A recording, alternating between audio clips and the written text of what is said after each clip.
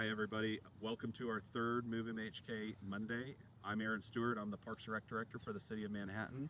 And today we're out at CiCo Park and I want to talk a little bit about this project. First, if you've read through our plan, you'll notice there's actually not a lot in there about this project, and that's because it was already underway. This is part of the 2017 Quality of Life Sales Tax that has built the rec centers and is putting $3.8 million into our trail system. So this project, if you've been paying attention, just went through its gross maximum price to the City Commission, which was approved at approximately $17 million. Again, the Quality of Life Sales Tax will fund that, and those tax dollars were voted on by our citizens and cannot be used anywhere else. So they must be used for this project, the trails and the rec centers. That's what they were outlined for. So let's talk a little bit about CiCo, and it's kind of a complicated little park because it's got actually three owners. The primary landowner is actually Riley County, and they own the fairgrounds all the way to basically, if you drew a line east-west, south of Bishop. So the playground and even CiCo Pool, which is owned by the city, is on county land. The school district owns kind of the middle section there, Bishop Stadium and east to Reef. And then the city owns the ball fields that we're on and kind of east to Reef from the parking lot. So that's kind of the ownership.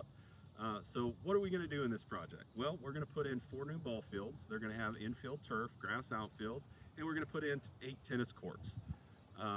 Again, the funding will come from that Quality of Life Sales Tax.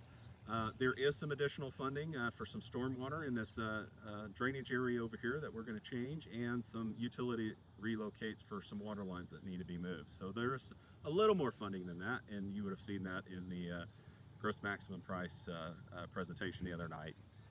So how does that affect long-term maintenance? Because that's been a big question. Well, we already have a maintenance budget because we are out here. It's actually going to make it easier. With the artificial turf infields, it takes less daily maintenance, and it will also increase the playability. If you've been out here after a rain, we lovingly call it our fourth pool, or I've also heard it called CiCo Lake. So that would rectify kind of that drainage issue and allow that playability to dramatically increase and actually alleviate some of the stress that we're seeing over at Twin Oaks. So the maintenance plan on the outfield is actually to use automated mowers for our natural grass. So we're going to use some robotics and kick in automation to help make sure that we're maintaining this at a high level while reducing staff time so we can direct their services elsewhere. So another big question has been, what's the facility cost recovery? And as you can see, we're standing on the top of what is now the complex that a lot of people call the octopus out here. And the future plans for this next building is actually to have a view deck. And why that's important is that will provide services that will draw people in. And the more we can generate in revenue through tournaments, through programs, the less we actually have to subsidize with tax dollars. So it's really important for us to have at least some of those amenities that will draw people in and reduce that overall tax burden, especially long term.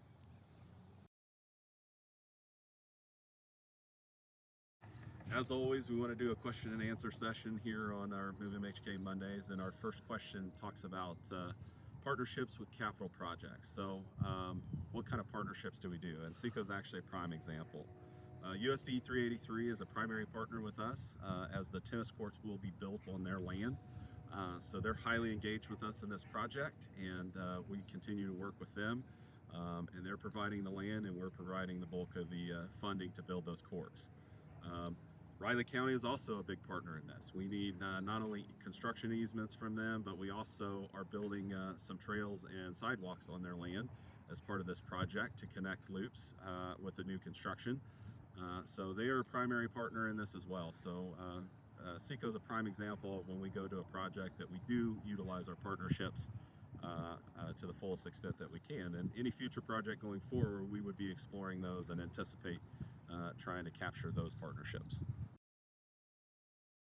So we actually got 2 questions that are fairly related, and so I'm going to go through both of those now. The first one being, do residents use Blue Earth Plaza? And the answer is yes. Last year, about 17,211 residents used Blue Earth Plaza, so that would be people from Manhattan within those zip codes. The total visitation was about 75,000, so it was about 23% of residents using Blue Earth Plaza. Now, why is that important? Well, Blue Earth Blue Earth Plaza itself generated about $4.3 million in economic impact last year. Now the city, where we get a bulk of our funding, we do generate revenues through fees and services. However, our tax support mainly comes from sales tax.